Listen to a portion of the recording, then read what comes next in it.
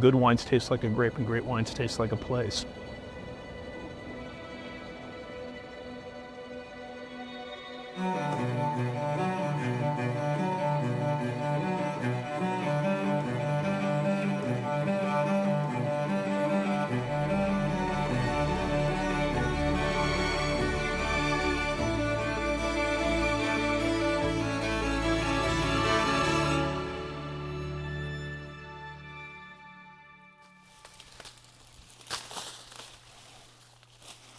This is the first Chardonnay planted modern times in Oregon right here.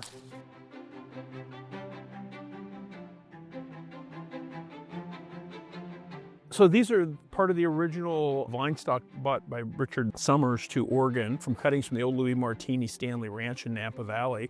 And he brought those cuttings up and rooted them out down in Winston, Oregon.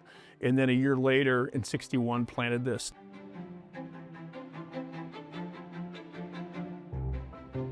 He was one of the first graduates of UC Davis, and they were teaching the professors, which were considered many of the best in the world at that point, that Oregon was too cold and too wet to produce fine wine. Richard opened that door, and today when we go to wine shows where you see 150, 200 Oregon wineries in there, that's all possible because of his spark.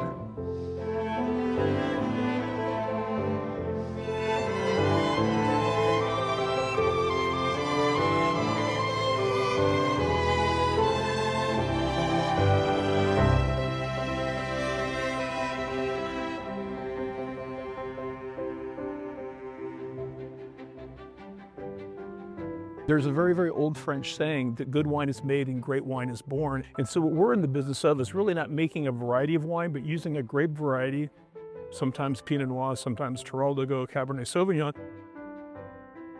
to really use that as a measuring stick to show you nature.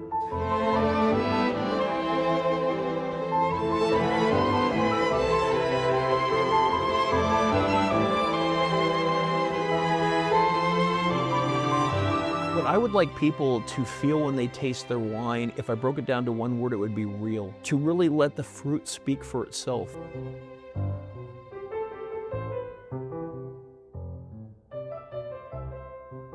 The adjuncts that commonly are used in winemaking, they radically change the textures, the flavors, and the smells that you get. I always use the analogy of a strawberry. If you have a perfect strawberry, what do you do to improve it? You do nothing. You put it on a plate. If that strawberry's not ripe, then the act of dipping it in chocolate or whipped cream is an improvement, but you'd never take that perfect strawberry and dip it in chocolate because that would detract from that beauty, the perfume, the elegance that nature packages.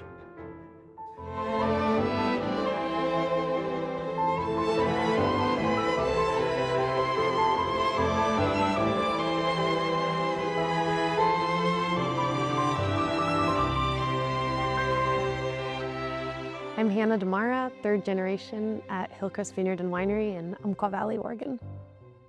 That was something that our parents have always hammered home to us. What we do is we make wine and we use old world traditions. And even when I was in Italy, you kind of started seeing this renaissance of old world winemaking coming back. People are realizing that those native grape varieties that they were growing and they need to be treated in a certain way to come to their grandeur, but that grandeur is what makes somebody feel something when they drink a wine.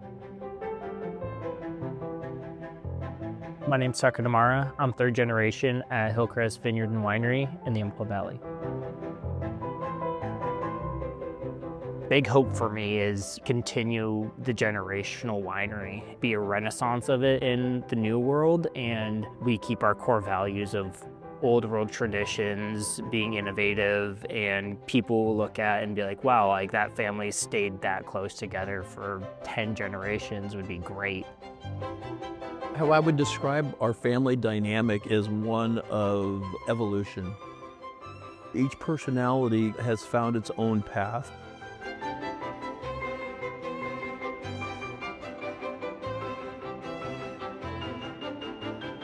We have a very wonderful synergy that will continue to steward this place that is Hillcrest.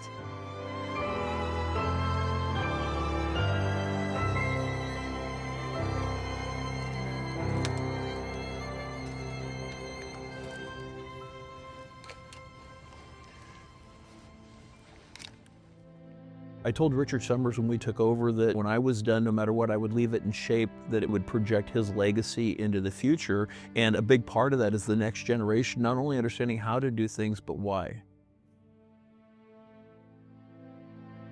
The way we treat wine, the way we talk about wine, and the way that we speak about it as if it's part of us, people really see that within our family, and they really enjoy that aspect of it. So for me, a lot of it is probably outside, that you look around and things become still and it just kind of captures your heart. And then knowing that you're ushering this along and being a steward of protecting it is something really beautiful. And, you know, when you're in the middle of that, you're like, this is what I'm trying to put into this glass. This is what I'm trying to put into this bottle so that, you know, people feel the depth of what we're doing.